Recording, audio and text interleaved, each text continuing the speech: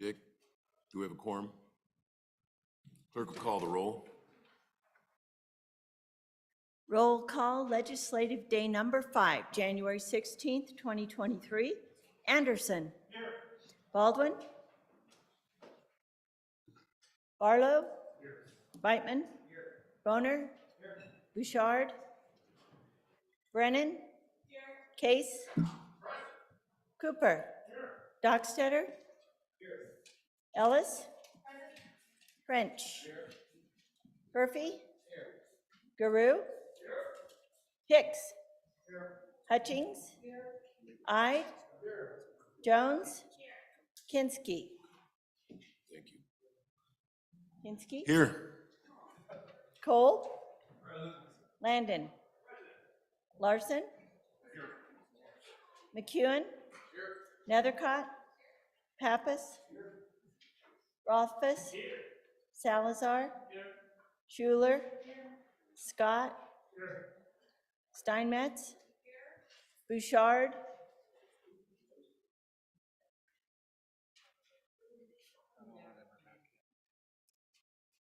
Bouchard. Absent. Driscoll. Here. 30 present, 1 absent.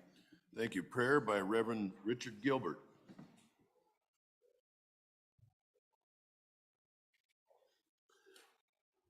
Someone asked me how many times or for how many years have I been doing this. I was tempted to come today and say I have been invited back until I get it right, sort of like some of you. But I thought if I said that, this might be my last time to pray. Thank you for the invitation to pray. I wasn't going to say that, but the devil made me. May we pray.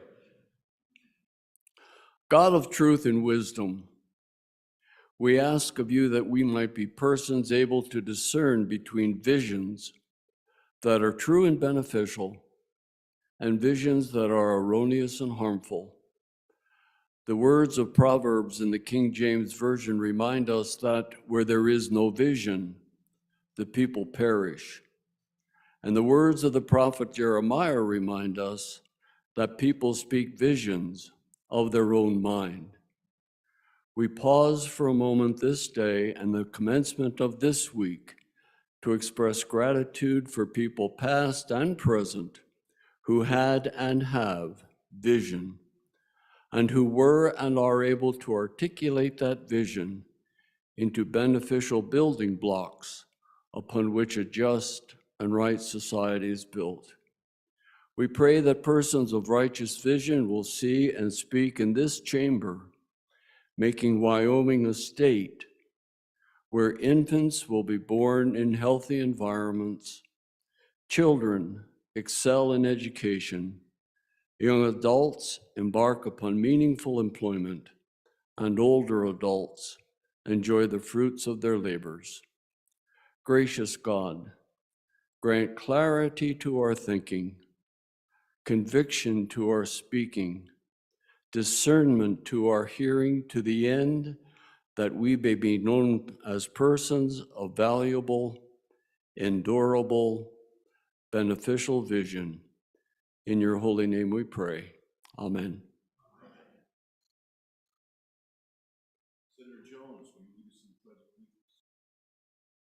of allegiance? Allegiance to the flag of the United States of America and to the republic for which it stands, one nation under God, indivisible, with liberty and justice for all. Thank you, Reverend. It's always a pleasure to see you. Will the reading clerk please read the Journal Committee report? Mr. Vice President, your Journal Committee reports that the Journal of January 13, 2023 has been read and recommends that it be approved. Senator Larson, Chairman. Are there any objections? Hearing none, the report is adopted. New business. Our doctor of the day is Christopher Schomber of Sheridan, Wyoming. Please give him a wonderful Senate welcome.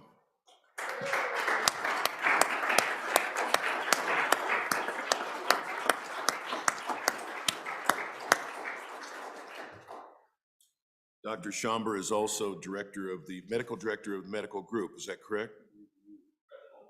President, all right. On this day in history, the first aircraft landed at Pinedale in 1924. Not the first aircraft invented, it's the first aircraft to land in Pinedale, 1924. And today in U.S. history, in honor of Martin Luther King Jr., I'd like to recite one of his memorable quotes. "The ultimate measure of a man is not where he stands in moments of comfort and convenience, but where he stands at times of challenge and controversy." Couple of announcements. There'll be a Martin Luther King Jr. march in front of the Capitol, and the Wyoming Stock Growers Association is at the Cheyenne Frontier Events Center from 6 to 9 p.m. And then a reminder, any senators that traveled home this weekend, please remember to sign in on the LSO travel log for reimbursement. We're now at that order of business, unfinished business, and we are at adoption of rules. Mr. Majority Floor Leader. Mr. President, I move the Senate rules and joint rules previously adopted as temporary rules for the 66th legislature. Whoops. Start over, sorry. Mr. President, I move that the Senate rules and joint rules previously adopted as the temporary rules of the Senate of the 66th legislature, together with any amendments adopted by the Senate, be adopted as the permanent rules of the Senate of the 67th legislature. You have heard the motion. Before voting on the motion to adopt the temporary rules as the permanent rules, the Senate will consider any proposed amendments to the temporary rules. Amendments to the temporary rules require a majority vote for adoption. Mr. Majority Floor Leader. Mr. President, I would move that Senate Rule 001, Senate Rule 002, and Senate Joint Rule 001 be adopted as amendments to the rules, and I would call on Minority Floor Leader Rothfuss for an explanation of the rules. Mr. Majority Floor Leader, we need to do one at a time. So of that list, we'll start with SR 001.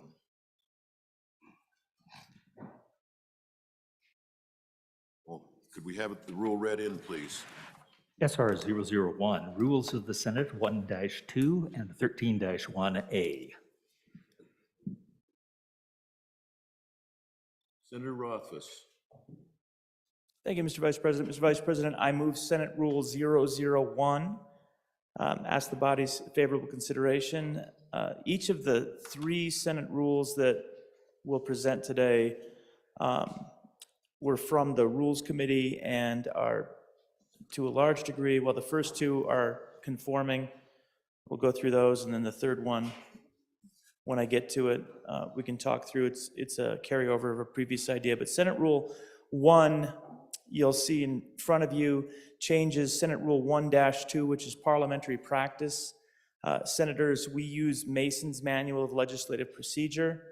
Up until this year, we have used the 2010 version of that.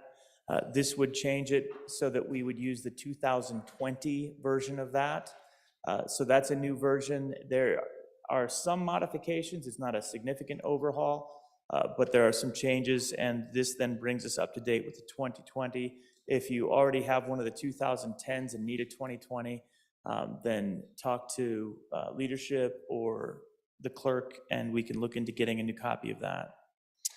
The second revision in Senate Rule 001 is just conforming with practice in Rule 13-1, related to the distribution of bills. You see any bill must be printed and on the desk of is the old provision. And at this point, not everybody does the printed copy. We have members now that do electronic only. So this conforms rule to practice effectively and allows distributed to, as opposed to on the desk of, all members of the Senate for at least 24 hours prior to consideration to recognize that. I'd be happy to answer any questions on Senate Rule 001, and if there are none, I'd call for the question. Discussion. Senator Pappas. Thank you, Mr. Chairman. If indeed it is to allow only the distribution or to allow both paper, and wouldn't we also want to delete the word printed? Because printed would mean that I would get it in this form rather than electronically. So I don't need it printed since I do everything electronic. Senator Office. Mr. Vice President, I think that is a perhaps preferential wordsmithing.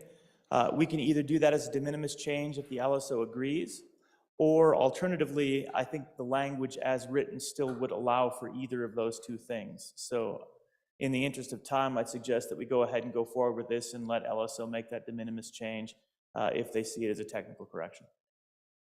Further discussion? Senator Scott. Mr. Chairman, two questions on the Masons. You know, 2010, I think, has widely been distributed. It does get referred to for the new members. You'll hear people arguing over rules and citing Masons. Is the 2020 going to be generally available to everybody? Is my question. If it's not, then I don't think we should adopt it. If it is going to be, then I think we should. I don't know what the differences are. They've tended to be relatively minor in the past, but on occasion it's significant. So my question is, are the 22,000 rules going to be, Masons going to be available to everybody? Mr. Vice President, the second question I have is on this distributed. Does that mean they're no longer going to always distribute the printed copies? Now they have to, once it comes back from committee, you have to make them available. That's constitutional, and the word is printed there. But I know I have great difficulty dealing effectively with the electronic versions.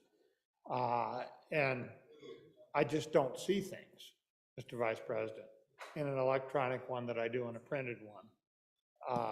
So if this means they're going to stop printing them all the time, I would be strongly opposed to the rule.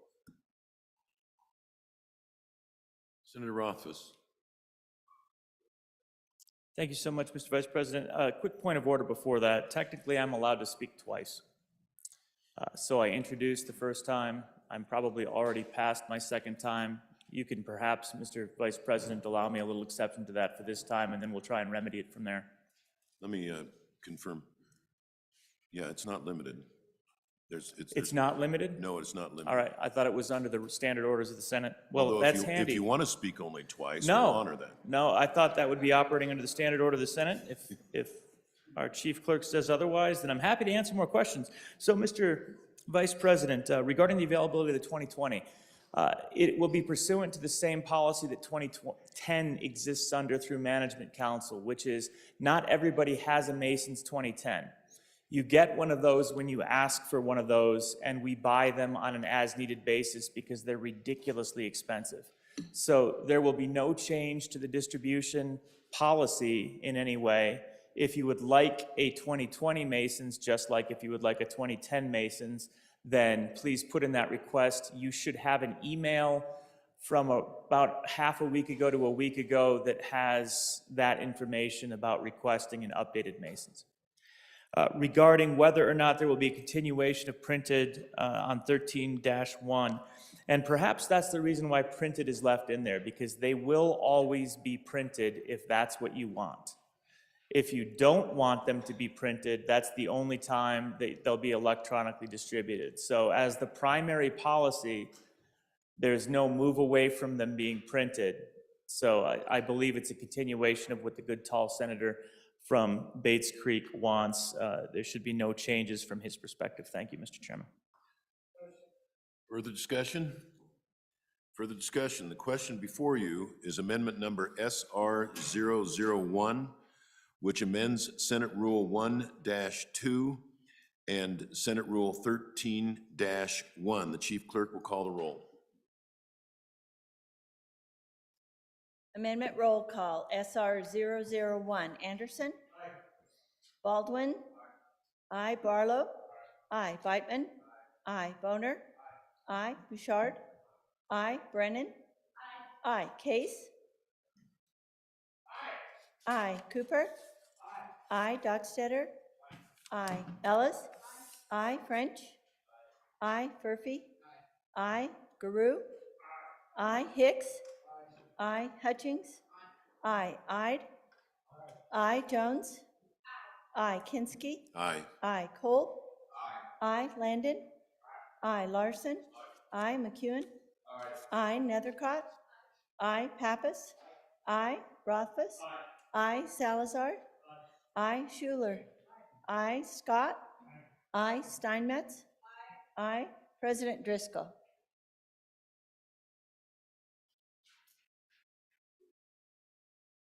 Excused. Excused.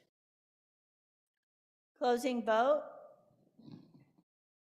Closing. Vote closed. SR 001, 30 aye, 1 excused. SR 001 has been adopted. Mr. Majority Floor Leader, would you please read in the next amendment? Mr. Vice President, I move that SR 002 be adopted with an amendment to the rule, and I call on the minority floor leader for an explanation of the new rule. His mic is on. Senator Rothfuss. Mr. Vice President, I think we need to read that. Excuse me, we have to let it be read in. Sorry. Rookie mistake. Senate Rule 003, Rules of the Senate, 15-7. Senator Hicks. Mr. Vice President, it's Senate SR 002. I think the reading clerk said 003. Just clarification. Correction, Senate Rule 002. Thank you. Senator Rothfuss. Thank you, Mr. Vice President. This is a clarification. I think the majority floor leader moved Senate Rule 002 after it was read in, so it's moved, okay. Mr. Vice President, this again is some cleanup from the Rules Committee recommended by our Legislative Service Office that relates to 1.1, the manual, and this is related to the Wyoming Manual of Legislative Procedure. It doesn't change that. That's still kind of under consideration and is further down the road at some point. But there was some concern as to the hierarchy with regard to how we govern ourselves and our procedure, and that is indicated in 1.1, the manual. It's referencing that the Wyoming Manual of Legislative Procedure shall govern procedural matters for the legislature not shown elsewhere in these rules, and not inconsistent with those found in the Wyoming law or Constitution. Law or is being struck because, oddly enough, the Wyoming Manual of Legislative Procedure and our rules have higher standing than Wyoming law within the Senate chambers while the Senate is in session. So that's actually inaccuracy, where if it's inconsistent with Wyoming law, then it would be trumped. And the reason for that is because the Senate governs itself, and the law requires both chambers in concert to govern. So that's a little subtlety of the Wyoming Constitution, that the Senate is not beholden, Mr. Vice President, to the Wyoming House of Representatives when we are in this chamber, and this would subjugate ourselves to the House for how we get our business done in the Senate. As such, pursuant to the Constitution, our rules are actually higher, and this clarifies that, or at least cleans up that inaccuracy as recommended by staff. Be happy to answer any questions, otherwise I'd call for the question. Discussion. Hearing none, clerk, please call the roll. Amendment roll call, SR 002. Anderson? Aye. Baldwin? Aye. Barlow? Aye. Beitman? Aye. Boner? Aye. Bouchard? Aye. Brennan? Aye. Case? Aye. Cooper? Aye. Dockstetter? Aye. Ellis? Aye. French? Aye. Furphy? Aye. Guru? Aye. Hicks? Aye. Hutchings? Aye. Ide? Aye. Jones? Aye. Kinski? Aye. Aye. Cole? Aye. Landon? Aye. Larson? Aye. McEwen? Aye. Nethercott? Aye. Pappas? Aye. Rothfuss? Aye. Salazar? Aye. Schuler? Aye. Scott? Aye. Steinmetz? Aye. President Driscoll? Excused. Excused. Closing vote? Closing. Vote closed. SR 00230I, 1 excused. Amendment SR 002 to Rules of the Senate 1-1A has been adopted. Mr. Majority Floor Leader, the next amendment for our consideration. Mr. Vice President, I move SR 003 be adopted as an amendment to the rules, and I would call on the Minority Floor Leader for an explanation of SR 003. Clerk will please read the rule. Senator Pappas. Yeah, it's just, we were there. Senate Rule 003, Rules of the Senate 15-7. Senator Rothfuss. Yep. Thank you, Mr. Vice President. I move Senate Rule 003, ask the body's favorable consideration. Mr. Vice President, this one is not simply a cleanup, but it's a carryover of policy with a little bit of amendment that's recommended from the Rules Committee. So the 66th Wyoming Legislature had a policy that would allow the chairman of committees, and again, these are Senate committees acting effectively during the legislative session. This doesn't apply to the Joint Interim Committee. There are other policies for that. So just so that we know the context of this, this governs Senate standing committees during the legislative session. And it would say regarding video and audio recording that it is out of order and a breach of decorum for anyone to video or audio record with any device or in any format from the floor of the Senate without the prior approval of the President of the Senate or the Chairman of the Committee of the Whole when in Committee of the Whole, or in any room in which a committee of the Senate is meeting without the prior approval of committee chairman. So basically that A provision, Mr. Vice President, indicates that if you want to record either audio or video in a committee or on the Senate floor, that you need to have the presiding officer's permission to do so. And then you see in the B provision that a senator who violates that would be disciplined, and that the public, member of the public who violates it shall be removed from the committee meeting. So again, Mr. Vice President, this is consistent with policy of the 66th that was in place, but it was not in rule during the 66th. So this is a new rule addition for consideration by the chamber. Thank you, Mr. Vice President. Discussion. Senator Pappas. Thank you, Mr. Chairman. Just a question. Would a senator have the ability, if they so choose, to video from the gallery? Senator Rothfuss. Mr. Vice President, this doesn't change our gallery policy, which would allow that. This is literally us on the floor videoing each other effectively, or somebody that's in the chamber for that A Romanet 1. It's talking about us on the floor of the chamber using audio or video. And remember, we already have audio and video that's approved. It's available for all of our committee meetings. It's available for all of the Senate chambers. So this is additional on the Senate floor or in committee without the permission. And again, it would be allowed by the presiding officer, hopefully as long as you're checking in. Thank you, Mr. Vice President. Further discussion, Senator Boner. Thank you, Mr. Vice President. I had a question dealing with that paragraph B there, that last sentence. Treating a senator and a member of the public the same who violates this policy and mandating that they shall be removed from a committee meeting. I'm just As a chairman, I'm wondering if we should leave it up to the discretion of the chairman as to who gets removed and who doesn't, and also just have a question about just a little bit more discussion about treating a member of this body the same as any member of the public. I'm just wondering if there's any discussion along those lines. Senator Beitman. Thank you, Mr. Vice President. My question is, what's the impetus behind this proposed rule change and why do we need it? Thank you. Senator Scott. Mr. Vice President, a couple of questions. It's not clear to me from reading it, is this apply only when we're in session?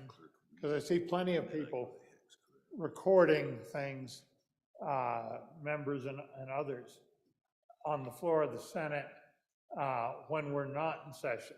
You know, somebody will come up and put their family in the chair and videotape that. And there's no reason to restrict that, I would think. And it's not clear to me whether this rule applies.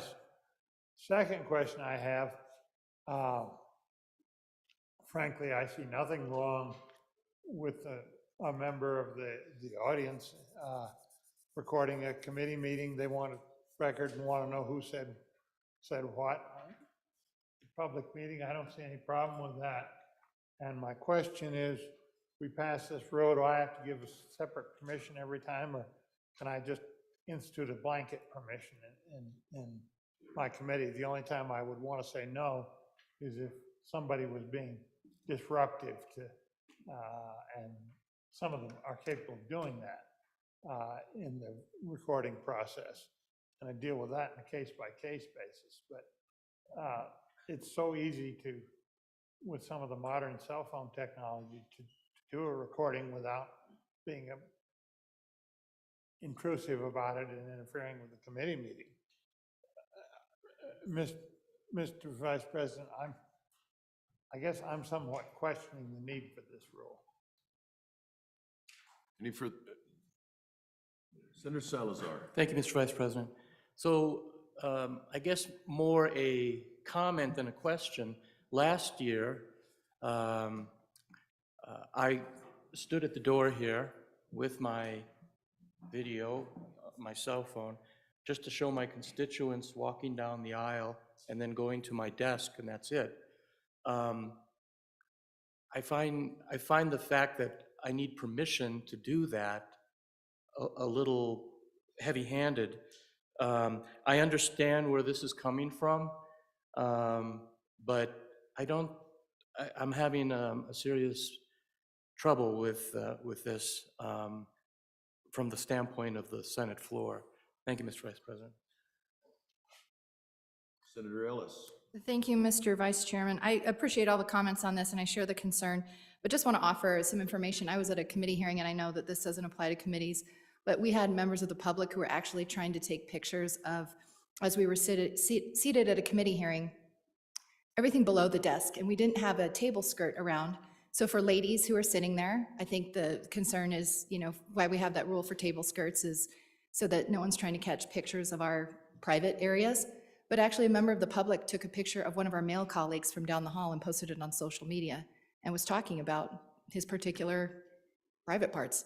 So, Mr. Chairman, I get the concern, but I also want to just offer, I understand some of the need for this discussion. I don't know if we threaded the needle with this particular language, but that concern certainly is there. Senator Landon. Mr. Vice President, thank you. And I agree with my colleague from Laramie County. We maybe don't have this exactly right, but I did want to rise, having served at the request of the former president on your committee that looked at these rules. I would just say that we spent a lot of time on this one.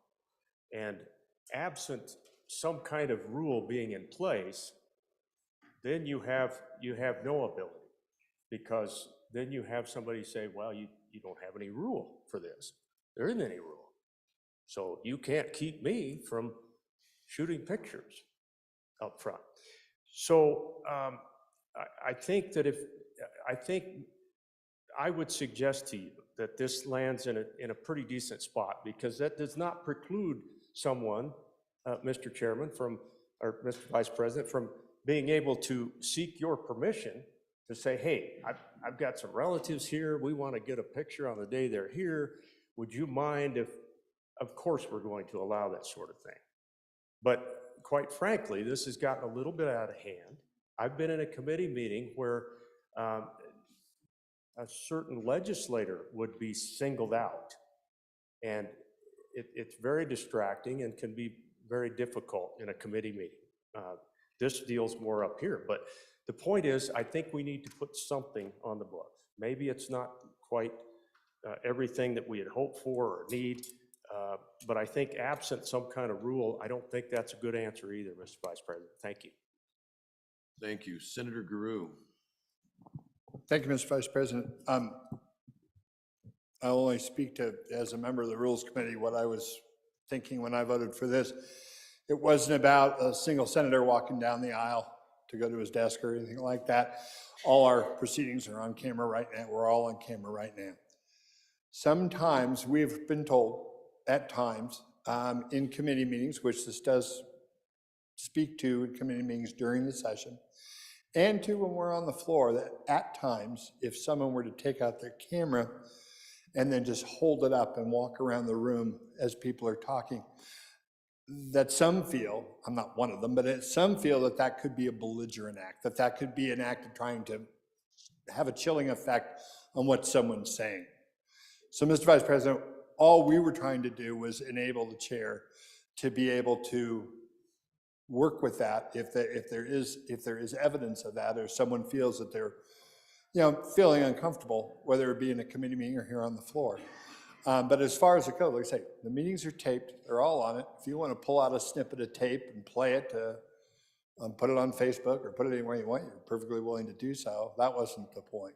It was a point just about walking around like that and some people being uncomfortable, whether in the committee setting or here. Thank you, Mr. Vice President. Thank you, Senator Pappas.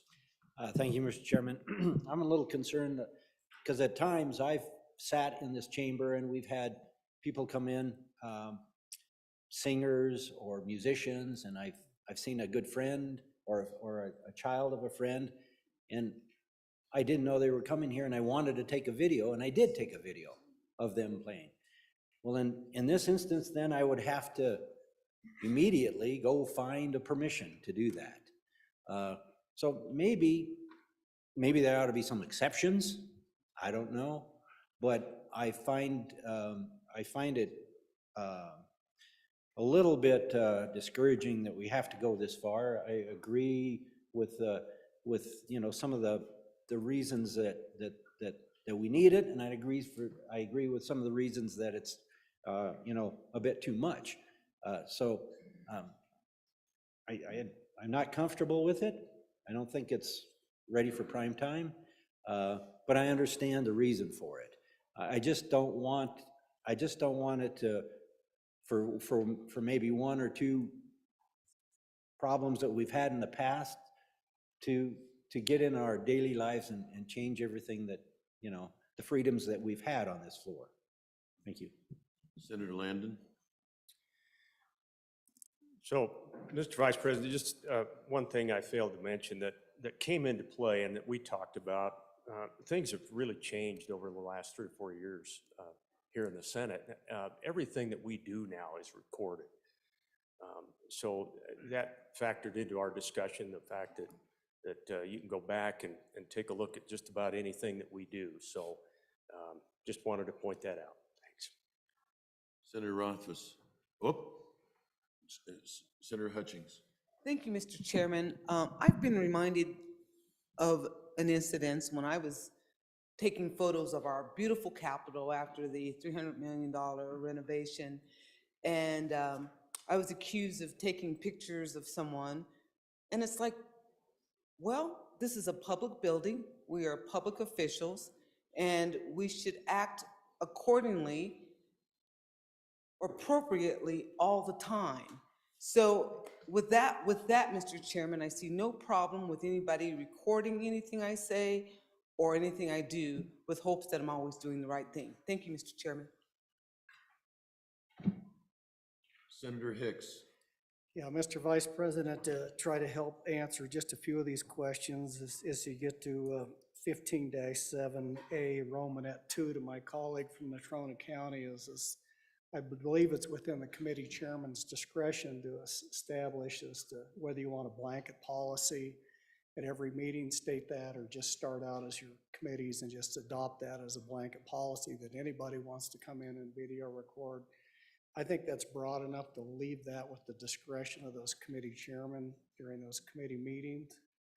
Let me tell you what I heard. I heard my colleague from Laramie County loud and clear, and my colleague from Fremont County loud and clear. And so what I'm committed to do is come back if we adopt this rule, because I don't think there were some things that were contemplated in it, but those could very be adopted as policy, that it's only when the Senate's in session or when the Senate's meeting. Certainly we don't want to discourage you to have the opportunity to come up with family members and take photographs and recordings. It's really designed for your protections. And so it's not always just when we're in session. Sometimes, as many of you know, we're having very confidential conversations out here on the floor related to legislation and stuff like that. And so I think what we were originally considering was this, it's not just here, because these are all recorded and they're on video anyway. But if there's a conversation going on out here on the floor, you certainly don't necessarily want to be not aware of the fact that somebody's recording you. There is a lot of confidential conversations you have. Some of them may be completely unrelated to legislation. We have a relationship here in the Senate where we often talk about family and friends and how some people are doing in the hospital and what's the status. And I just think it's a good policy that if we're going to be recording things when we're here in Cheyenne, that was what it was designed to do, is to protect you, protect the body, provide that. But I do think that there is certainly some exceptions here that we could capture through policy if we were to adopt that, to facilitate that we're not creating a rule that is designed to discourage or basically penalize anybody for the scenarios that were described. So, Mr. Chairman, I hope that's an explanation on a couple of those. If there's some that I didn't get to, if you could stand up and reiterate those. But that was the intent, what we're trying to do. And I think we can work within, quote, policy to address those concerns that have been discussed here on the floor. Senator Dockstader. I think Mr. Chair, I think it's good to have some type of template in place. In a perfect world, we all act with civility, but that doesn't always happen. So we hear from the floor leader now, we can put something in place and then come back and make the adjustments so that you can get the pictures in the chair, or invite a guest on for a photo, that type of thing. And Mr. Floor Leader, as I understand that, you're willing to come back and do that. Senator Rothfuss. Thank you, Mr. Vice President. So I think there's a few options on the table. One is, if folks are comfortable with it, we certainly can write policy around the fact that there are exceptions and that the intent is simply to provide protections and prevent harassment. That could be one option. Upon hearing the debate, I do think that there are some very good concerns that have been raised about some shalls instead of mays, and there's a lot of great discussion here. And really reading it would be nice if we could travel back briefly in time and redraft it so that it's sort of permissive for the chairs to basically empower them to restrict video and audio under circumstances that they believe harassment is taking place, or circumstances warrant, which again, I think would address probably all of the concerns if it were just constructed that way, Mr. Vice President. And that is still possible if this is, if the body chooses to vote this down. There's nothing that says that we can't change the rules later, but that takes a 2/3, to be clear. So at that point, if this were voted down, we could still redraft exactly what we've heard, bring it back as a potential rule change a week from now or whenever the case is, and then see if the body likes it. If 2/3 of the body likes it, then we probably did a pretty good job drafting it. And if less than 2/3 like it, then it's probably a bad job and we try again. Either of those is okay. Again, Mr. Vice President, there still is a lot of protection through existing rules and through the manual of legislative procedures and the power of committee chairs to govern their committees. So it's not as if this is a zero going to a need, but there is a desire to provide clarity and kind of public information that harassing video and harassing audio is not accepted in a meeting, which was the intent of the Rules Committee and those of us that worked on it. So, Mr. Vice President, I guess it's kind of at the voted up or voted down point, but if there is more discussion on, if it does get voted down, on a desire to do a better job, I think it's worth knowing that, because we can certainly do a better job, no question about it, Mr. Vice President. Senator Case. Mr. Vice President, Mr. Vice President, thank you very much. Good to say that about you. I would propose that we just divide it, and we take the B section and do that separately, and when we're at the point of discussion, the B section, I'd like to further divide it to take out the one sentence about the committee discipline. I think that would get us right to it. So my proposal would be to divide the Part B out and to discuss it separately after the rest of it. I'd do that last. Senator Case, I heard you say there was another division, another sentence you wanted to take out, or is that B? Mr. Vice President, once we are discussing B, I will further divide it between the two sentences. But if I did that now, the one sentence, I don't think they would stand on their own. So I propose a further division when we get to B. Basically, I'm going to get at the sentence that says a senator or a member of the public who violates this at a committee meeting shall be removed from the committee meeting. I'd like to get to that because I think just let the committee chairman have their discussion there and it'll be okay. Okay, so we're on the first part of the division, which is 15-7, sub A, Romanettes 1 and 2. Further discussion? Senator Beitman. Just a point of clarification on the process, Mr. Vice President. So if, I was trying to get recognized before the amendment was divided, so if I'm out of order, just please tell me. But if we were to withdraw if the bringer were to withdraw this motion and go back to the drawing board and bring this back as revised, that would be a possibility. In today's vote, is that a simple majority or is that required 2/3? Is that the reason why they don't want to withdraw it and bring it back? I believe that Senator Rothfuss, go ahead. Thank you, Mr. Vice President. This is a majority vote, and it's a majority of the members duly elected, I believe. And a suspension, which would be what's required next, would be 2/3 of the members duly elected. So yes, this vote to adopt an amendment at this point is a much lower bar than adopting an amendment after the rules are adopted. Discussion, Senator Pappas. Thank you, Mr. Vice President. My concerns actually were on this division, you know, with us taking video here, but, and I was probably leaning against it, but from the discussion I heard on the floor and the ability of policy to take care of those situations, because again, I understand what the intent is. I just thought it was overly restrictive.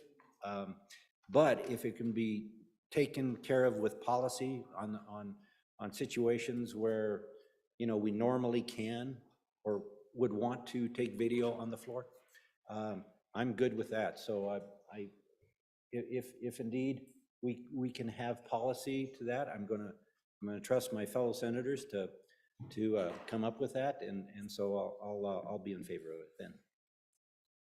Further discussion on Division 1, Senator Beitman.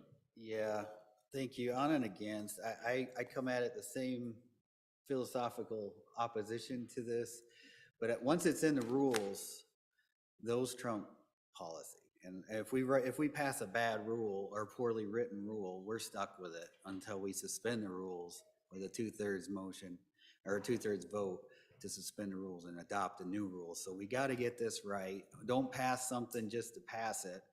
If it's not what we want, I would urge you to vote no. Senator Salazar. Thank you, Mr. Vice President. I'm also on and against. My concern primarily was how we conduct business on the floor. And I think that there should be every latitude on the floor of the Senate. With regard to committees, I could support that. I could support that in interaction with the public. But here on the floor, there should be latitude. And in the 2 years that I've been here, I have not come across a single member here who's walked around with a camera, nor could they probably intimidate any of us. So on and against, Mr. Vice President. Senator Scott. Mr. Vice President, I'm going to make a suggestion here, and I will say that as the rules stand right now, I'm a no voter. I think that there's a number of concerns that probably could be addressed with a simple amendment or two. Mr. Vice President, would there be any reason we couldn't lay this back until first thing after lunch? And then the members who have some concerns and some suggestions for improving the reading could bring an amendment to this amendment, and we could deal with it at that point with simple majority. Is there any reason we have to do it this morning as opposed to this afternoon? I don't know of one. Ellen, is there any reason we couldn't lay it back? Okay. Go ahead, Senator Rothfuss. Thank you, Mr. Vice President. We have to pass them today, but there is no reason it couldn't be this afternoon. And again, I'll just reiterate, there's nothing magical about us having to get this done today, as long as you're satisfied with getting 2/3 support. It would not be out of order for us just to move along with what we've got that we all agree on, get it adopted, and then see if we can get a good revision to it. So either of those is acceptable, but there's no reason it has to be done this morning. Senator Hicks, do you have a motion with respect to SR 003? To lay Vice- back? Vice President Kinski, I do. I think that our historian and most senior colleague has come up with an elegant solution for now. So, Mr. President, I would move that we lay back SR 003 until later this afternoon. Absent objection, the matter is laid back. Oh, it is a motion. All right. Now that can be voice vote, can't it? Senator Case. All we got to do is request. So if he would just withdraw the motion, he could request, we wouldn't have to do a roll call, we could get going. Okay. Mr. Vice President, I request that we lay back SR 003 to a time later today. Absent objection, that rule is laid back until after lunch. The next rule for our consideration is JR 001. Clerk will please read the rule, the amendment. Joint Rule 001, Joint Rules of the Senate and House. Senator Hicks. Mr. Vice President, I move Joint Rule 001 be adopted as an amendment to the rules, and I would call on the Minority Floor Leader Rothfuss for an explanation. Thank you. Senator Rothfuss. Thank you, Mr. Vice President. Mr. Vice President, there are no substantive changes in this joint rule. This is effectively cleanup as recommended by the Legislative Service Office. It's sort of like a few repealers, but I'll go over what each of them effectively does. And again, this is joint rules, so that means these are the rules that simultaneously bind the House and the Senate, and we have to, both chambers pass them mirror for them to fully go into effect. We had this discussion a couple of years ago where we have a little bit of a discrepancy, but the idea is that both would mirror the other, and this is then moved jointly elsewhere. 9.3, if you happen to have your joint rules in front of you, is a provision in the joint rules that would allow the coal bankruptcy task force, which existed, I think, 4 years ago until 2 years ago, so it's gone for a while now, to sponsor and introduce legislation through the rules, which is required for a task force. So that was put into the rules to allow direct sponsorship. That task force is gone, and so there is no need to have that rule at this point in time. So this is just an elimination of that now antiquated rule. 11.3b is a specific set of business rules related to the 2021 general session of the 66th legislature only. So it is explicit that it only applies to the 2021 general session, and therefore it too is entirely in the past tense, and no longer needs to be in the joint rules. 23-1, if you look at your rules, is related to our 2021 special session only, and provides a rule set that governs that 2021 special session and only applied through the joint rules to the 2021 special legislative session, which again is entirely in the past. So there is no reason to have any of these three rules remain in our rules, and so it was therefore the recommendation of your Rules Committee to trim them away, Mr. Vice President. Discussion, questions, discussion? Hearing none, the question before you is Amendment JR001, which deletes Joint Rules of the House and Senate 9-3, 11-3B, and 23-1. Clerk will call the roll. JR 001 amendment, roll call. Anderson? Aye. Baldwin? Aye. Barlow? Aye. Beitman? Aye. Boner? Aye. Bouchard? Aye. Brennan? Aye. Case? Aye. Cooper? Aye. Dockstader? Aye. Ellis? Aye. French? Aye. Furphy? Aye. Guru? Aye. Hicks? Aye. Hutchings? Aye. Ide? Aye. Jones? Aye. Kinsky? Aye. Aye. Kolb? Aye. Landon? Aye. Larson? Aye. McEwen? Aye. Nethercott? Aye. Pappas? Aye. Rothfuss? Aye. Salazar? Aye. Schuler? Aye. Scott? Aye. Steinmetz? Aye. President Driscoll excused. Closing vote. Closing. Vote closed. Amendment JR 001, 30I, 1 excused. JR 001 has been adopted. We'll pick up the balance of the matter, that being SR 003, Divisions 1 and 2, after lunch. Before we go to the next order of business, Senator French. Did you have a point of order? Oh. Is it an introduction?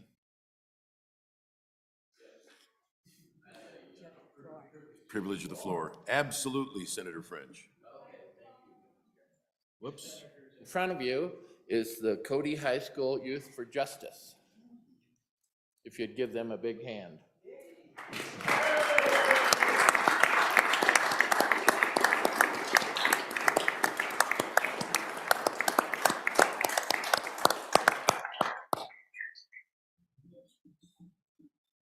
Welcome. We're now at that order of business, introduction, reading, and reference of bills.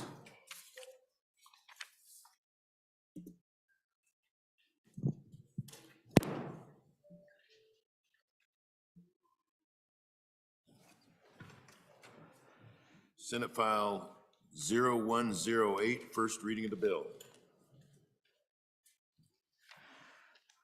Senate File 108, Court Reporter Fees, District Court Discretion, sponsored by Senator Netherpott. Senate Bill 0108 is assigned to Committee Number 1, Judiciary. Senate File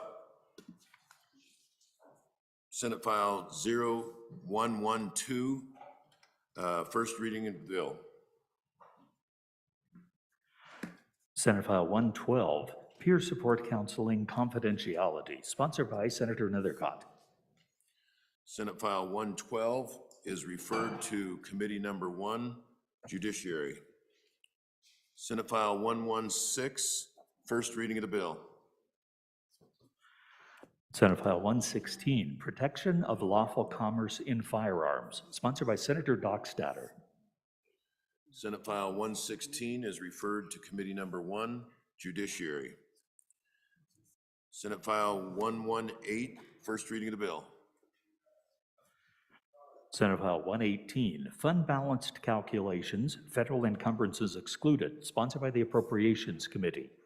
Senate File 118 is assigned to Committee Number 2, Appropriations. Senate File 110, first reading of the bill. Senate File 110, Personal Property Tax Exemption, sponsored by Senator McEwen. Senate File 110 is assigned to Committee Number 3, Revenue. Senate File 114, first reading of the bill. Senate File 114, Constitutional Instruction and Examination Requirements, sponsored by Senator Larson. Senate File 114 is referred to Committee Number 4, Education.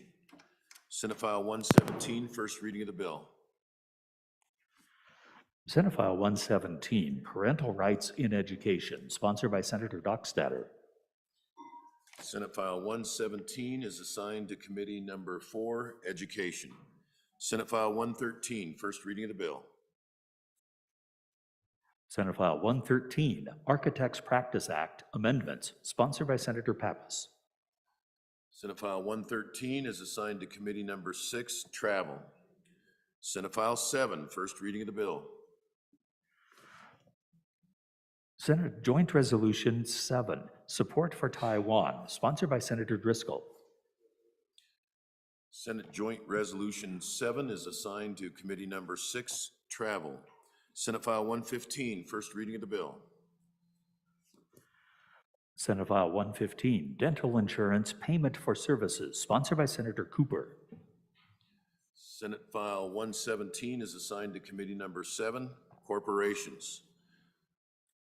Senate Joint Resolution 6, first reading of the resolution.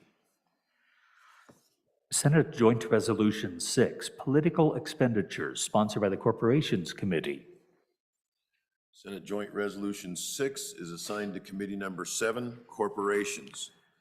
Senate Joint Resolution 5, first reading of the resolution. Senate Joint Resolution 5, Air Force 75th Anniversary, sponsored by Senator Boner. Senate Joint Resolution 5 is assigned to Committee Number 8, Transportation.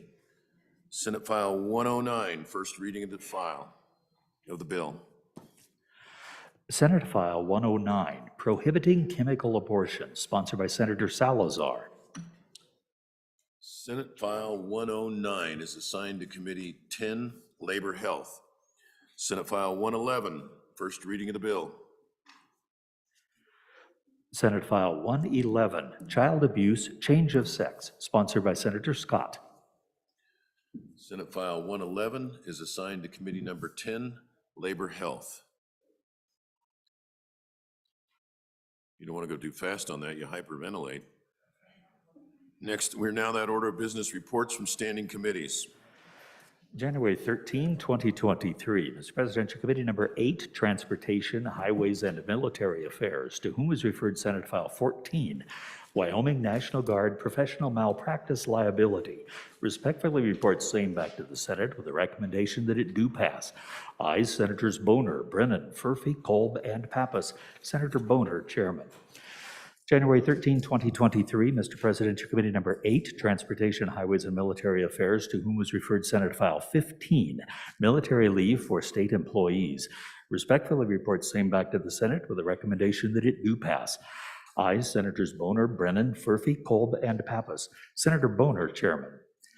January 13, 2023, Mr. Presidential Committee Number 1, Judiciary, to whom is referred Senate File 32, Prohibiting Drones Over Penal Institutions. Respectfully report same back to the Senate with a recommendation that it do pass amended. Ayes, Senators Case, Cooper, Furphy, Landon, and Schuler. Senator Landon, Chairman. January 13, 2023, Mr. Presidential Committee Number 8, Transportation, Highways, and Military Affairs, to whom was referred Senate File 53, Wyoming National Guard Medical Insurance Premiums. Respectfully report same back to the Senate with a recommendation that it do pass. Ayes, Senators Boner, Brennan, Furphy, Kolb, and Pappas. Senator Boner, Chairman. January 13, 2023, Mr. Presidential Committee Number 9, Minerals, Business, and Economic Development, to whom was referred Senate File 95, Moon Landing Day. Respectfully report same back to the Senate with a recommendation that it do pass amended. Ayes, Senators Cooper, Dockstader, Ellis, Jones, and Rothfuss. Senator Dockstader, Chairman. January 16, 2023, Mr. Presidential Committee Number 2, Appropriations, to whom was referred Senate File 18, Benefits for Spouses of Law Enforcement Members. Respectfully report same back to the Senate with a recommendation that it do pass. Ayes, Senators Anderson, Guru, Kinski, and Salazar. Excused, Senator Nethercott. Senator Kinski, Chairman. January 16, 2023, Mr. Presidential Committee Number 2, Appropriations, to whom was referred Senate File 36, Investment Funds Committee, Selection Panel Amendments. Respectfully report same back to the Senate with a recommendation that it do pass. Ayes, Senators Anderson, Guru, Kinski, and Salazar. Excused, Senator Nethercott. Senator Kinski, Chairman. January 16, 2023, Mr. Presidential Committee Number 2, Appropriations, to whom was referred Senate File 71, State Loan and Bond Programs. Respectfully report same back to the Senate with a recommendation that it do pass. Ayes, Senators Anderson, Guru, Kinski, and Salazar. Excused, Senator Nethercott. Senator Kinski, Chairman. January 16, 2023, Mr. Presidential Committee Number 1, Judiciary, to whom was referred Senate File 25, District and Prosecuting Attorneys Bar License Requirement. Respectfully report same back to the Senate with a recommendation that it do pass. Ayes, Senators Case, Cooper, Furphy, Landon, and Schuler. Senator Landon, Chairman. January 16, 2023, Mr. Presidential Committee Number 1, Judiciary, to whom was referred Senate File 31, Adjacent Land Resource Data Trespass Repeal. Respectfully report same back to the Senate with a recommendation that it do pass. Ayes, Senators Case, Cooper, Furphy, Landon, and Schuler. Senator Landon, Chairman. January 16, 2023, Mr. Presidential Committee Number 1, Judiciary, to whom was referred Senate File 55, Chancery Court Vacancies Extension Amendment. Respectfully report same back to the Senate with a recommendation that it do pass. Ayes, Senators Case, Cooper, Furphy, Landon, and Schuler. Senator Landon, Chairman. January 16, 2023, Mr. Presidential Committee Number 1, Judiciary, to whom is referred Senate File 69, Electric Records Retention. Respectfully report same back to the Senate with a recommendation that it do pass. Ayes, Senators Case, Cooper, Furphy, Landon, and Schuler. Senator Landon, Chairman. January 16, 2023, Mr. Presidential Committee Number 10, Labor, Health, and Social Services, to whom is referred Senate File 10, Licensed Professional Counselor Compact. Respectfully report same back to the Senate with a recommendation that it do pass. Ayes, Senators Baldwin, Barlow, and Dockstader. Noes, Senators Bouchard and Hutchings. Senator Baldwin, Chairman. January 16, 2023, Mr. Presidential Committee Number 10, Labor, Health, and Social Services, to whom was referred Senate File 26, Psychology Interjurisdictional Compact. Respectfully report same back to the Senate with a recommendation that it do pass. Ayes, Senators Baldwin, Barlow, and Dockstader. No, Senators Bouchard and Hutchings. Senator Baldwin, Chairman. Senator Boner. Thank you, Mr. Vice President. Senate File 53, Wyoming National Guard Medical Insurance Premiums, has an appropriation.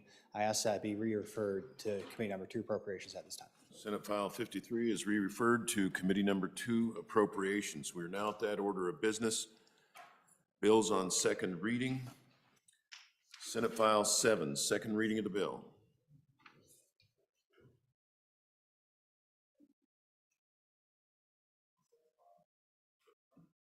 Senate File 7, Definition of Opiate Antagonist Amendment, sponsored by Senator Baldwin. Senate File 7 having been read 2 separate times, the question is, shall the bill be read a third time? Hearing no objection, it's so ordered. Senate File 9, second reading of the Senate file. Senate File 9, Medicaid coverage licensed pharmacists.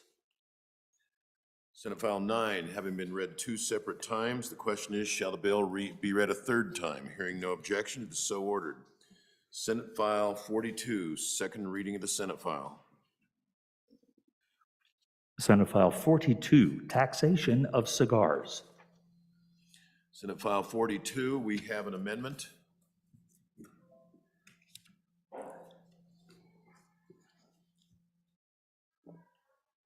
We have an amendment. Senate File 42, second reading amendment number 1, page 1, line 1, delete. Thank you. Where's our chairman?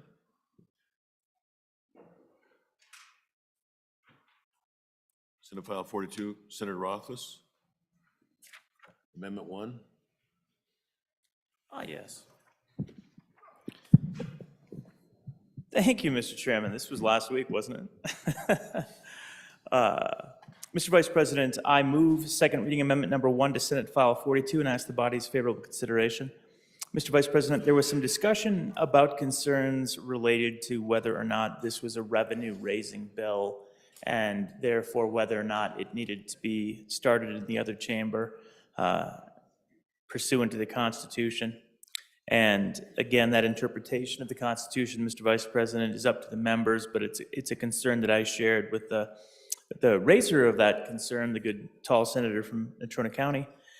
So this remedies that by deleting the 2 locations that specify a maximum tax. Remember, there were 2 different purposes to the legislation. One was to provide that the taxation event take place at the point of sale, and the other was to cap the tax at 30 cents per cigar. So this eliminates, you can see on lines 9 and 13, eliminates in the 2 places the maximum tax, thereby bringing it into constitutional compliance. And I guess I'd say, Mr. Vice President, vote it up or vote it down. If you share the concern and want to make it constitutional, vote aye. If that isn't a concern, then feel free to vote no if you support that side of the bill. But it is an opportunity for those of you that would like to support the rest of the bill as I would, and this provides a vehicle for that. So with that, I'd be happy to answer any questions on second reading amendment number 1 to 42.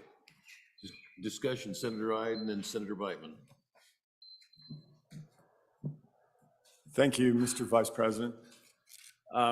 Just one clarification. I think he mentioned that it was a revenue-raising bill, and I think it's a revenue-reducing bill, actually. Thank you. Senator Beitman. Thank you, Mr. Vice President. That was my point. If it's unconstitutional for this body to cut taxes, boy, we're in a, you're never going to see a tax cut, ever, if we have to rely on them starting at the other end of the hall. Senator Pappas and then Senator Scott. Thank you, Mr. Chairman. Or Mr. Vice President, I think that we ought to defeat this amendment.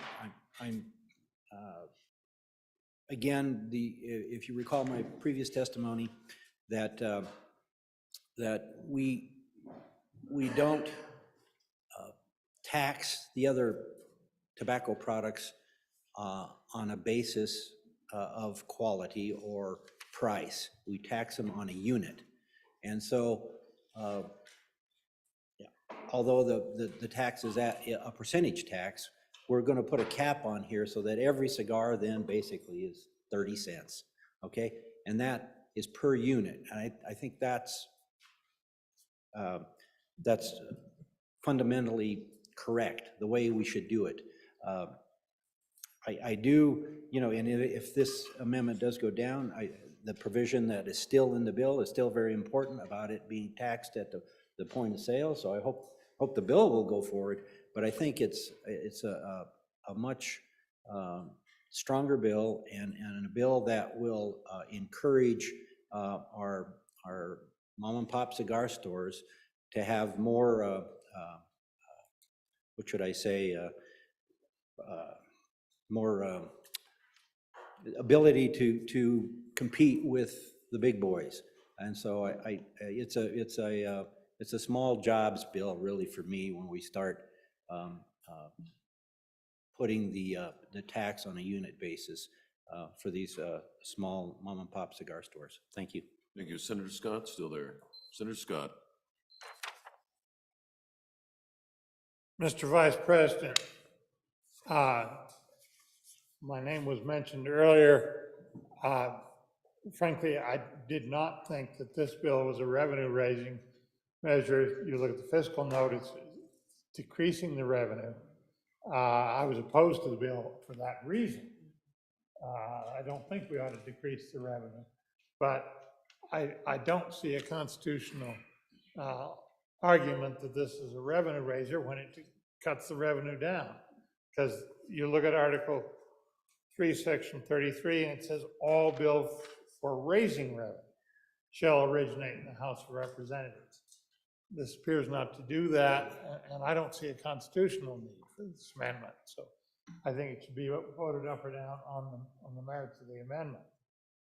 Senator Landon. Mr. Vice President, thank you. Not to slow things down, but I could use a little help second time up by the sponsor of the amendment. Just as I read the amendment, I don't think that it in any way jeopardizes the bill, but I want to be corrected if I'm right. And so I'm trying to get my arms around exactly what this amendment does. I like the bill and the work of the Revenue Committee and want to support the bill, but I could use a little more help on the amendment. Thank you. Further discussion before the sponsor takes his second time. Senator Beitman. Thank you, Mr. Vice President. For my second time, and in all seriousness, jokes aside, this is a key part of the bill. So this is a major policy question for the body here. One thing we wanted to do on the Revenue Committee, and it's a goal of ours, is to look at these discrepancies in our tax code where certain classes of similar products are treated one way and others are treated the other way. This cap, this 30-cent cap, is important to level the playing field. To get rid of the cap, it goes back to current law, which is an excise tax of 20% of the wholesale price. It's a big difference, big difference. So I think that the bill would be in jeopardy if you do strip out this cap. There's really not much left of it. So vote it down, please. Thank you. Senator Pappas. For my second time, I just wanted to let the body know there is a federal excise tax as well. And we are now being consistent with that federal excise tax. It's at 40 point something cents. And so the feds have capped it as well. And so we're really actually being consistent with the methodology that the federal government is doing. And so I think it's an appropriate way for us to amend our tax laws regarding tobacco products, make it consistent with the federal law, and make it consistent with the other classes of tobacco that we have. Senator Bouchard. Thank you, Mr. Vice President. You know, I'll take the cuts where I can get them. I don't think this bill goes far enough. Obviously, I support the bill. I'm on and against the amendment. This industry came to the Sunshine State because of an oppressive communist government that had full control to crush them. And that the Sunshine State chose not to tax that industry. There's a zero tax on handmade cigars. And that's because the power to tax is the power to kill an industry. And that's what we have to look at here.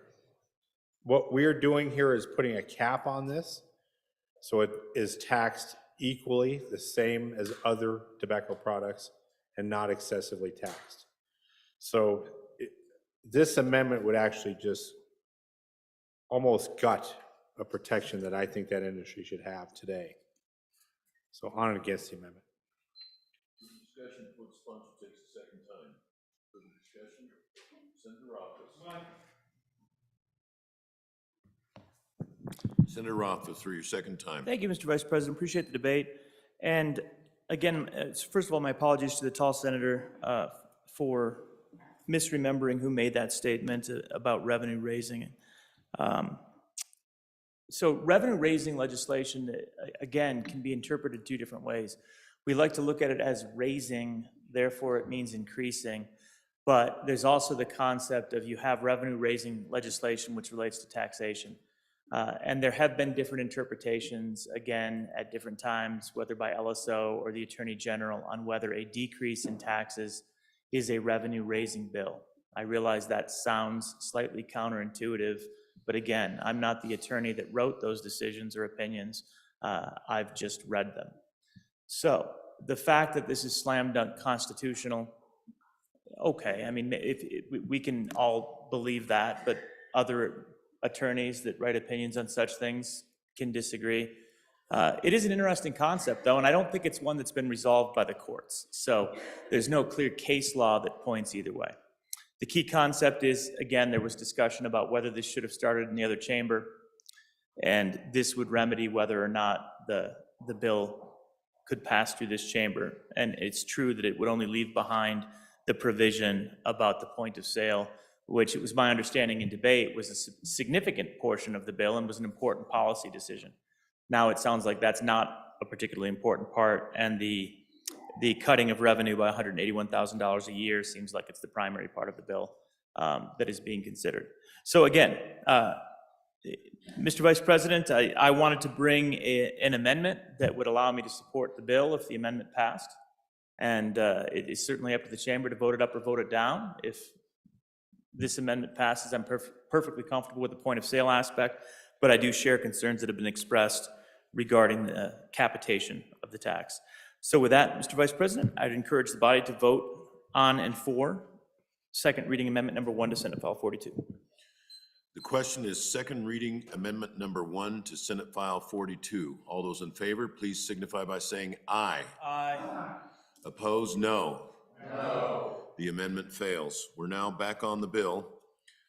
Having been read 2 separate times, the question is, shall the bill be read a third time? Hearing no objection, it is so ordered. Senate File 47, second reading of the bill.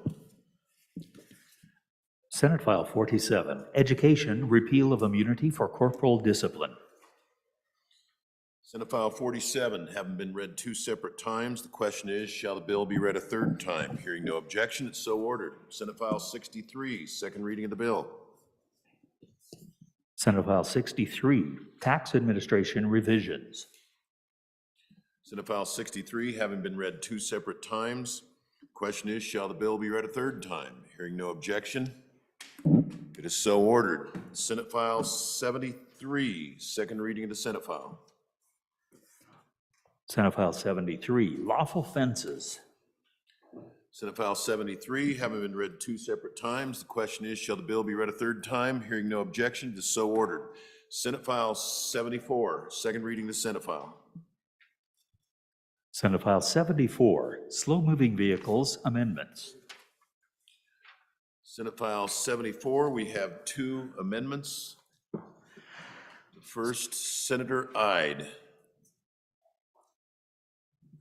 Thank you, Mr. Vice President. Take a stab at this here, my first try on an amendment. So I ask for your favorable consideration of the First Amendment to Senate File 74 on slow-moving vehicles.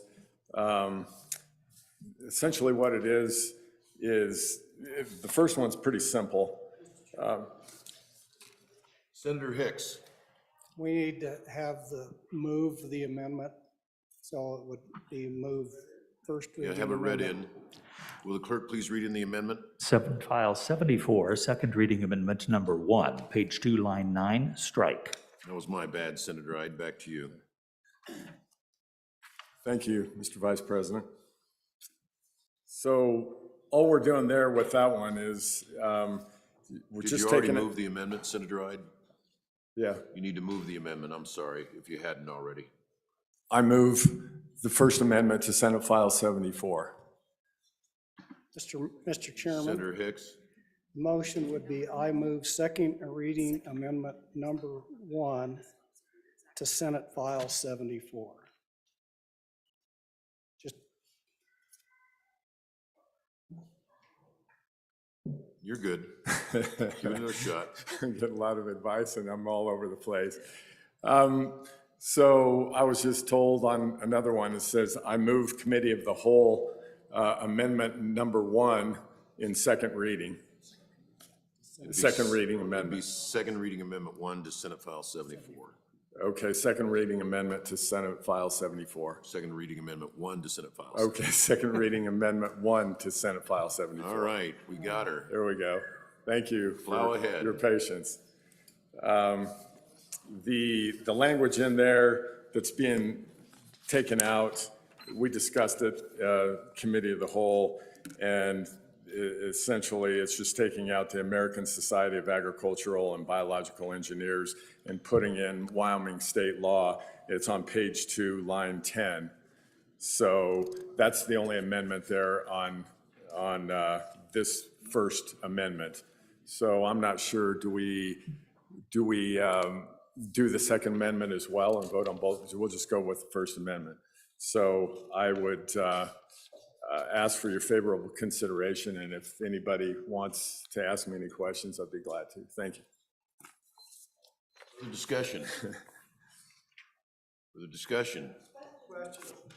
Senator Landon. So, thank you, Mr. Vice President. I'm just trying to understand the amendment. So, if I recall the debate on the floor, it was all about these signs that come out of these brand newly manufactured vehicles. Standing a little bit as in my role the past couple of years as the chairman of your Transportation Committee, I know that our troopers were excited to get some notification on these vehicles. I know that it would be helpful to them. So I'm trying to figure out if that's what this amendment does. If we're just eliminating all the language that allows those vehicles to go faster. So that's my question. Thank you. Senator Hicks. Mr. Vice President, just a quick point of order. I think that question would probably be appropriate for the second reading amendment, number 2 to Senate file. I think the question right now is on second reading amendment number 1 to Senate file 74, which just strikes some existing language. I think the question from my colleague from Natrona County is dealt with in this next amendment. Was it a point of order? Point of order, Mr. Chairman. Okay, further discussion? Further discussion? All those in favor? Oh, Senator Barlow. Thank you, Mr. Chairman. So while I do appreciate the intent of this amendment, what I want to know is if we're going to have to come back with other things like the size of the signs, the color of the signs, other things to put them in Wyoming law so that we actually have some standards for the very law enforcement who are looking forward to having some standardization. So maybe it's elsewhere in statute. I know in the previous part of statute it talks about the number of lights, the color of the lights, et cetera, et cetera. Now we're gonna have to bring in standards for these placards, size, the distance, the type of font, et cetera. So I just want to be clear about what we're doing here, because it seems like we're losing some of the specificity that this actual, our current system has. Thank you, Mr. Vice President. Senator Steinmetz, then Senator Pappas. Thank you, Mr. Vice President. And the next amendment will take care of that as well. This is just removing the organization who made the standards, and we have Wyoming law that will address it. And especially if the next amendment would pass. But even so, if the bill were to stay the way it is, there are still symbols and placards and everything contemplated in this bill. So thank you, Mr. Vice President. Senator Pappas. Mr. Chairman, or Mr. Vice President, again, And I don't know, typically when we do these amendments, we typically don't call out these organizations. We usually call out a national association or something like that. And I don't know if that needs to be, actually be corrected. But my issue here is if we remove all that language and say according to state law, I think that it really becomes, to me, less, these signs are actually being provided by the manufacturers. And they're the ones that are putting them on these vehicles. And I think that standard is probably nationwide, right? They're gonna put these vehicles everywhere. And so if we come up with our own standard through Wyoming laws, then we may be different than everybody else. And I just think I see it very problematic. Again, I think we probably ought to leave the language that's in there. I'm not so sure it should actually talk about a specific society, but anyhow, my 2 cents worth. Further, Senator Ide, you want to? Not yet. You only get 2 times, so you want to wait till everybody gets their say. Senator Rothfuss. Thank you, Mr. Vice President. Mr. Vice President, I share the concerns that are expressed, and I guess what I imagine is somebody that is trying to figure out what they need to do to comply for speed identification purposes. If you have a specific organization that sets these standards and specifications, they're going to have information that's readily available. I can look it up. I'm trying to comply. And all of the details in meticulous detail will undoubtedly be available to me to figure out how to comply. If we change it to all applicable provisions of Wyoming law, the first thing I thought is, all right, what are those? Where would I look when I want to figure out the font sizes and the colors and how big it is and how I have to see it from a certain distance, which is the reality of the importance of these standards. Standards organizations do just that. They literally do. It has to have some reflectivity. It has to be this tall. I mean, it's pretty seemingly inane stuff, but it ends up being important to ensure appropriate compliance. That's not to say, Mr. Vice President, it couldn't be done through rule and regulation, but it almost seems at that point that we would have to adopt all of the standards as a rule and regulation and then make it clear where to look. So it seems we're making it harder if we pass this amendment on the folks that would need to know the information in terms of complying with these standards, these current standards and specifications. Senator Bouchard. Thank you, Mr. Vice President. I think we're really overthinking this. Okay, so when you, Mr. Vice President, when you get into a tractor, there is a lever on the tractor where you can actually have a fast symbol, like it's a rabbit. And that is, when you put it in that mode, you're going to move this tractor faster than it is normally capable of going. The speed is normally able to go. And what all of this has been done by the manufacturer. The sticker in the back of the window that has a speed, let's say it's 30 miles an hour, that's all been done. 99% of what you see in this bill has already been handled, it's done. The tractor is sold that way. I think the particulars that we're looking at is in case the back window gets broken and the sticker's gone. Now we're gonna have to replace the sticker and they're gonna have to put the same sticker back on. They can't go get another sticker that says a different speed limit. I don't think it matters anyway, because when you put it in the rabbit mode, the fast mode, it goes a certain speed. So I think we're really overthinking this. I think what we have here is fine, so I just wanted to add that. I mean, this has been already designed into the product. It's made so the tractor can be transported from one field to another. And just don't overthink it. Thank you. Senator Boner. Thank you, Mr. Vice President. I think that's sage advice from the previous speaker. We certainly seem to like these ag bills. And, I think I would benefit from understanding the reason why this amendment is being brought forth. I don't think I heard that explanation. I heard a technical reason what it does, but I have yet to hear the concern that it's attempting to address. Certainly, the reference to a particular I guess, group or organization, that could be problematic. I think that might be it, but I don't understand. Once again, I think the way that we're going about doing it could potentially have unintended consequences that have already been discussed here on the floor. So I think just a little bit more explanation as to what the issue is here that we're trying to solve would be beneficial, and leave it up to the body to decide what the best way to vote. Further discussion before the sponsor takes a second time. Senator Landon. Mr. Vice President, thank you. I appreciate the former chairman of Ag. This was actually a request brought forth by some of our constituent groups to take into an interim and do a lot of work on this issue. So that's why we're just trying to make sure that we know what these amendments do and what we're up to, because it represents work that was sent to the Agriculture Committee to work this and to come up with some solutions to slow-moving vehicles.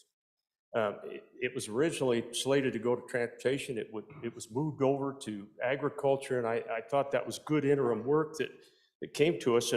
And so this is the first of what looks like a couple of amendments that will deal with this bill. This one, my question is, have we thought through all of those who are over by the borders of our state? Does it create any issues for our farmers and ranchers who are going to be crossing state lines, and we don't abide by the national guidelines, but maybe the other state does? That's my only question. Do we have any unintended consequences by just eliminating everything? Thank you. Further discussion?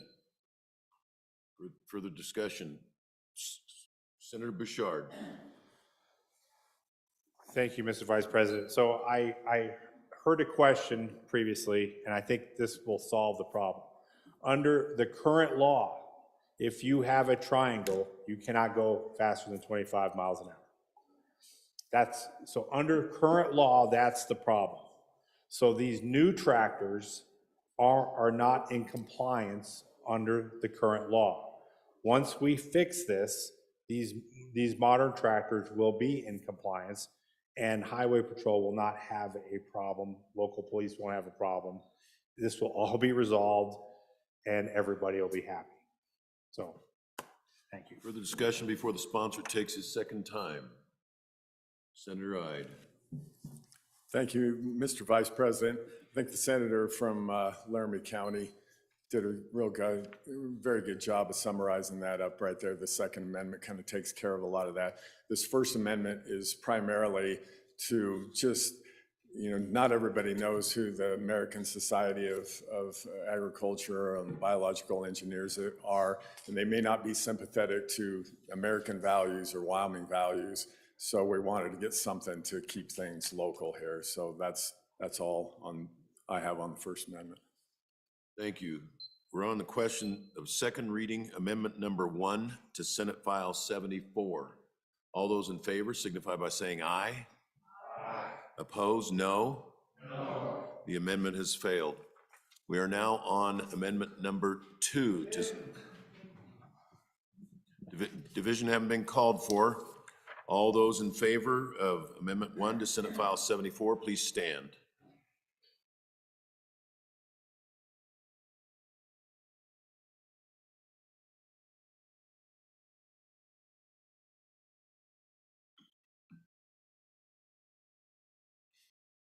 Okay, all those opposed, please stand.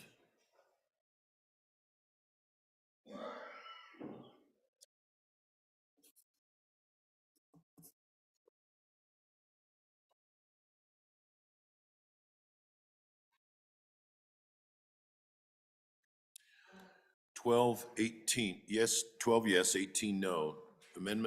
Second reading amendment number 1 to Senate File 74 has failed. We are now on second reading amendment number 2 to Senate File 74. The clerk will please read the amendment. Senate File 74, second reading amendment number 2, page 1, line 2, delete. Senator Ide. Thank you, Mr. Vice President. I move second reading amendment number 2 to Senate File 74 and ask for your favorable consideration. Well done. So after we lost the first round on this, on the First Amendment, I guess that's okay. I didn't like this bill to begin with, and that's why I voted against it. But the Second Amendment is good, and it kind of solves all the problems that we talked about before. Essentially, if everybody's got a copy of that amendment, it, for the most part, it takes out everything in there and solves what the senator from Laramie County was talking about, where it raises the speed limit from 25 miles an hour to 45 miles an hour, and, you know, with that SMV sign on there.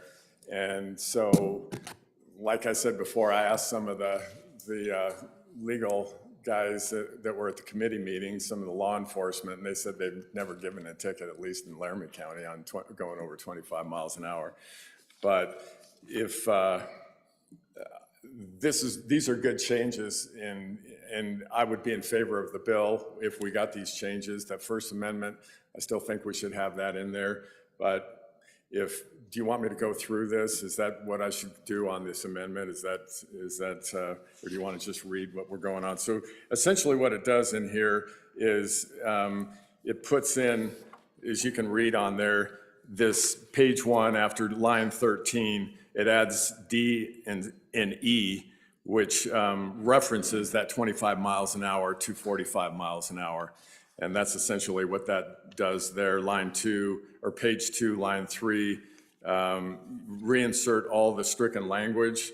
That would be, let's see, line 2, page 2, line 3. So where it says, on a vehicle traveling at a speed in excess of 25 miles an hour, that would be stricken out, or that would be back in with 45 miles an hour in there instead of 25 miles an hour.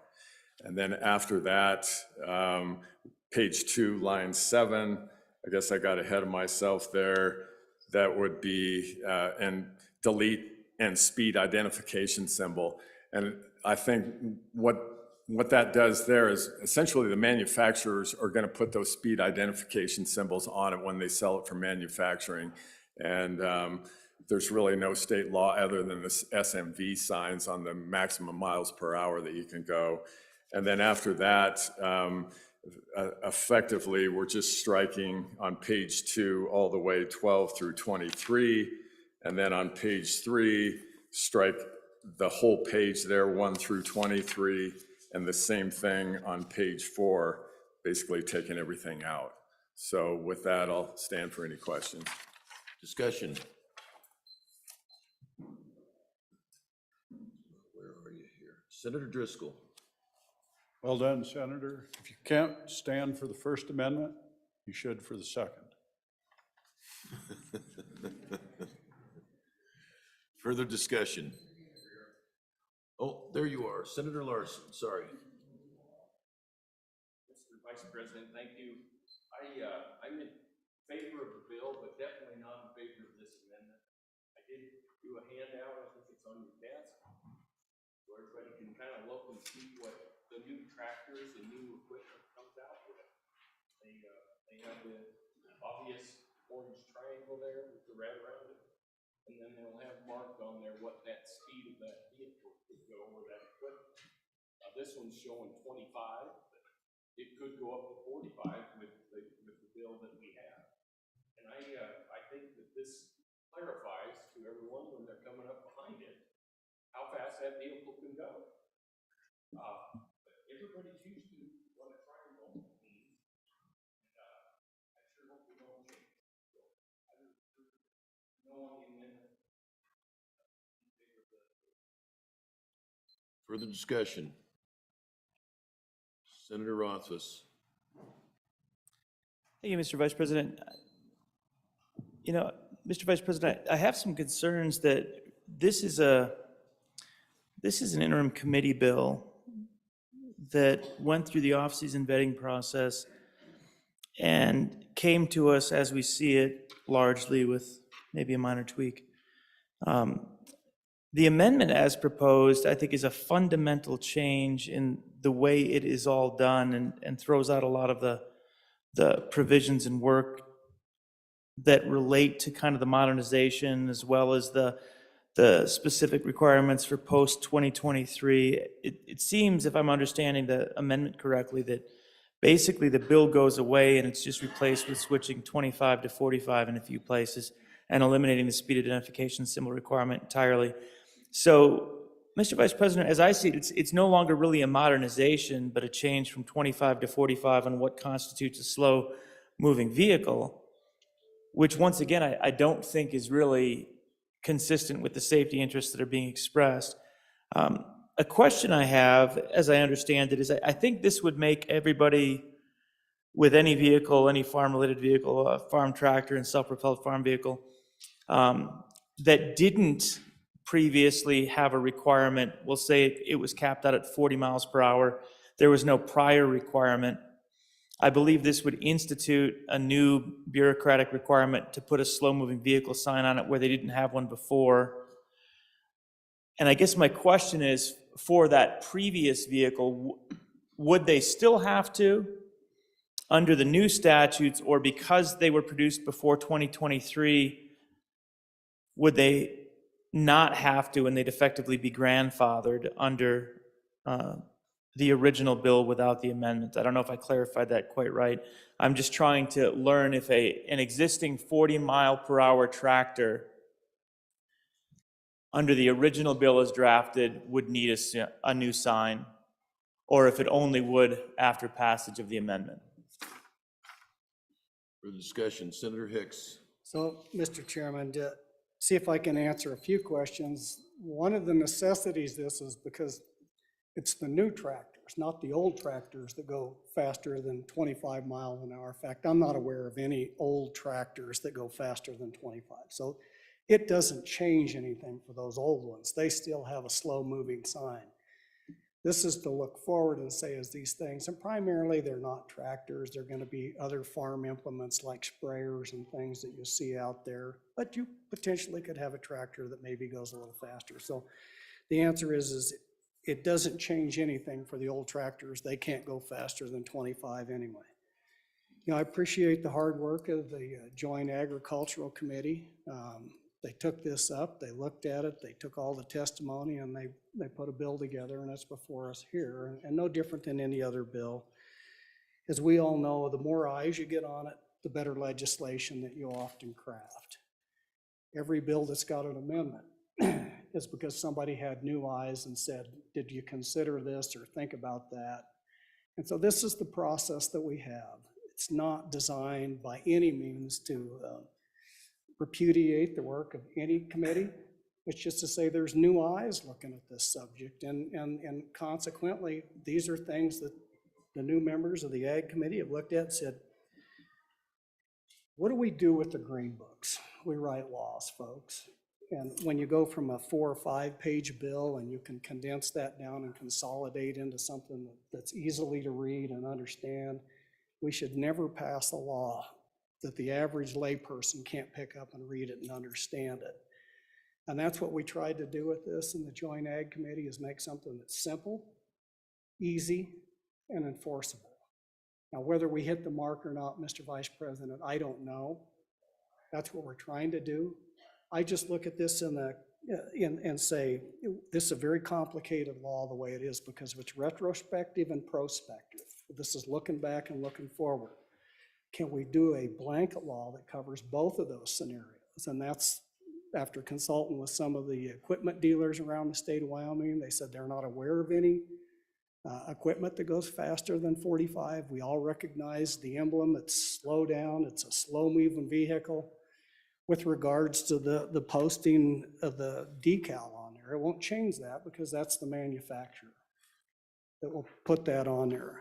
My concern is I've got a lot of friends involved in farming, and I'm just telling you, there is a lot of tractors out there that were built in the 1960s, the 1970s, and 1980s that are still going down the roads. And I would anticipate these tractors that are made in 2020 and 2030 are going to be going down the road. And what happens when that little thing gets covered up or falls off and you no longer can see that little speed limit decal on there? You're going to be able to see that slow-moving sign. That's what we're trying to do. That's the public safety component. That's the warning. And so whether we hit the mark, Mr. Vice President, or not, that was the intent, to try to narrow it down, concisely present what we're trying to do here is public safety, and to recognize that these farm tractors now can do something different than the historic ones have done. So thank you, Mr. Vice President. Senator Boner. Thank you, Mr. Vice President. I certainly appreciate the work of the current Agriculture Committee. To be clear, this amendment, whether it passes or fails, is not a reason to vote against the bill, I don't think. Either way, we're going to accomplish the objective, which primarily, from an ag producer standpoint, is making sure that we're covered. We can, in fact, drive some of this newer equipment at an appropriate speed without getting pulled over, and this accomplishes that. I just point out that the way that it is now, the benefit is that you have that speed placard, right? It's required by law.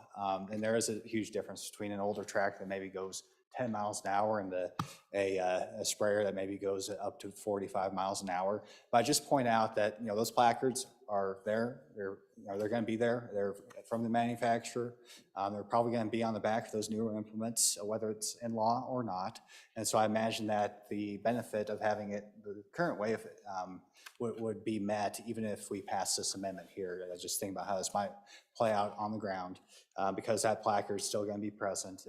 And I think this is a perfectly adequate way of dealing with the issue that we dealt with. Certainly nothing's sacrosanct from the interim committee, but the bill itself is important enough. I think we need to move it forward. So like I said, I'll probably be voting for this amendment. I think it seems I reviewed it in detail, but I think that it still accomplishes the intent of the bill, and that we're going to be, if it helps the bill move forward, that's okay. So yeah, feel free to vote it down. I don't think either way we do it, the bill is thoroughly vetted. It's going to be accomplishing its intent. Certainly without this amendment, I think the bill, you should still vote for it, obviously. But like I said, that's my comments on this amendment, and certainly it's time for any questions. Senator Landon. Thank you, Mr. Vice President. That's one of the first things that's given me a little bit of comfort is that the previous chairman feels like it still accomplishes something. I just, the majority floor leader is exactly right. We can do anything we want. That's what we're here for. But my concern on, when it comes as a second reading amendment, it doesn't give the constituent groups very much opportunity to weigh in. When it comes as a committee bill, you know that it's been vetted. You know that there's been a lot of issues that have been covered. And so that's the reason that you see a little caution on the floor from some when you have an amendment that basically strips the bill. I do at least have the comfort in knowing that we're going to allow those tractors out there to go 45 miles an hour. And if that was the only concern, Mr. Vice President, then that's probably what the bill should have been to start with. It wasn't. So that's what's got me a little bit puzzled here, is that we spent an entire interim with a committee and came up with a bill that they thought was vetted. Then I get stopped in the hallway today about this from law enforcement. They don't really like this amendment very much. And I said, well, I haven't seen it. So I'll have to read it and find out. But so I do know there's still a little bit of trepidation out there on the part of our law enforcement. So thank you. Further discussion, Senator Bouchard. Thank you, Mr. Vice President. I really don't have a problem either way this bill came out. I don't think the drug cartel is using tractors to outrun the police. Thank you. Further discussion before the sponsor takes a second time. Further discussion, Senator Steinmetz. Thank you, Mr. Vice President, and thank you all for the good discussion on this bill. And we're a long way from finish in this process. So the bill will go down the hallway. Our colleagues there will debate it too. But to give you some comfort, other states have chosen to address this issue in this manner. They have merely raised the slow-moving vehicle requirement to 45, just like we're contemplating today. So this is not some big, scary, unheard of thing. it's been done elsewhere, not that we want to follow other states' lead, but we want to chart our own course. There is no federal requirement to recognize these symbols, so we just felt it was a more elegant, simpler way to accomplish the same thing. So I hope you will vote aye on the amendment and aye on the bill. Further discussion? Further discussion. Senator Ide. Thank you, Mr. Vice President. I call for question. On the question of the second reading amendment number 2 to Senate File 74, all those in favor signify by saying aye. Aye. Opposed, no. Motion carries. That amendment is adopted. Senate File 74, having been read 2 separate times, the question is, shall the bill be read a third time? Hearing no objection, it's so ordered. Mr. Majority Floor Leader, we are shortly before the lunch hour. Do you have a motion for us?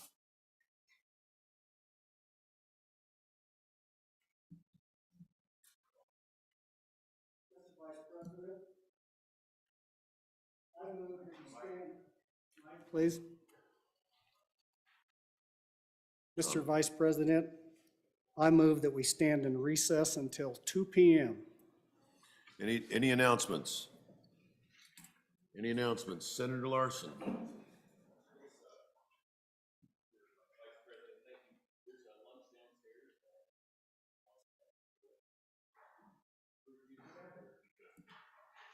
Thank you. Further announcements? Senator Boner.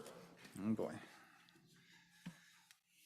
Thank you, Mr. Vice President. Your Committee Number 8, Transportation, Highways, and Military Affairs, will be meeting upon adjournment today to consider the following bills and, Capital Center Room W2 and online to consider Senate File 21, High Occupancy Vehicle Lanes, Senate File 22, Wyoming Public Safety Communication System Funding, and Senate File 35, School Crosswalks and Pedestrian Crossings Appropriation.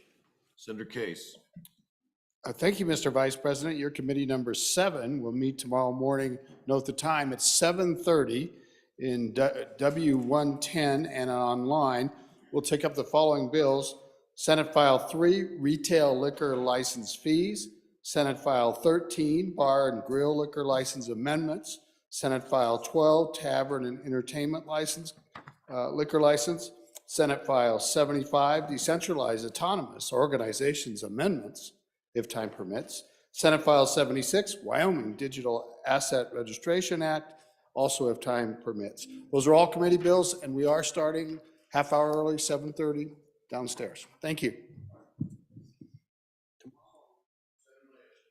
Mr. Vice President, thank you. Your Committee 1, Judiciary, will have a special meeting tomorrow in an effort to catch up on the workload. So heads up to the committee. We will meet upon adjournment tomorrow in Capital Extension W4 to take up a couple of bills, Mr. Vice President. Senate File 23, Treatment Courts Transfer to the Judicial Branch, and Senate File 100, Designation of Spouses, Revocation upon Divorce or Annulment. And those 2 bills we will take up upon adjournment Tuesday afternoon. Thank you.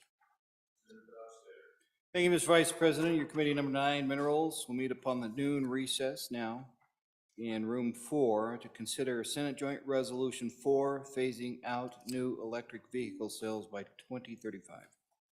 Senator Steinmetz. Thank you, Mr. Vice President. Your Committee Number 5, Agriculture, State, and Public Lands and Water Resources, will meet Tuesday, January 17th upon adjournment in Capital Extension Room 2 and online to consider the following Senate files. Senate File 27, Weed and Pest Mitigation Tribal Inclusion. Senate File 28, Livestock Infectious Disease Control Tribal Inclusion. Senate File 68, Prescriptive Easement for Water Conveyances. Senate File 96, Omnibus Water Bill Planning and Administration. And if time permits, Senate File 82, Eligible Water and Sewer Projects Funding.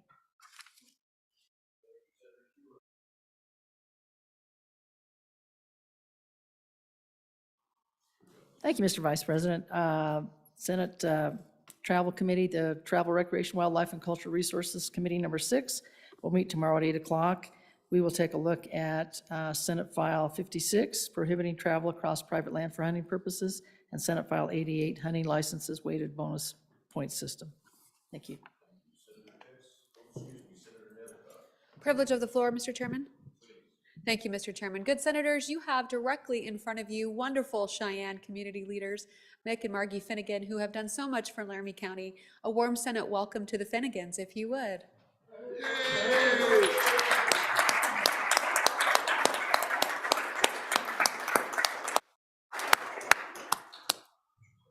Welcome, welcome. Senator Hicks. Mr. Vice President, the Senate Rules Committee will be meeting at 1 o'clock to take up a discussion on SR 003 in room 311.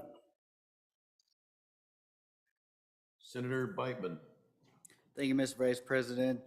Just to give the public a heads up, a 24-hour notice that tomorrow your committee number 3 revenue will meet 30 minutes upon noon recess in Capitol Extension Room W6 to take up the following 3 bills. Senate File 103, Sales Tax Exemption State Legislators. Senate File 104, Property Tax Mill Levy Adjustment. And if time permits, Senate File 39, Board of Equalization Questions before the board. Thank you. Any further announcements? You've heard the motion. All those in favor signify by saying aye. Aye. We'll stand at recess until 2 p.m.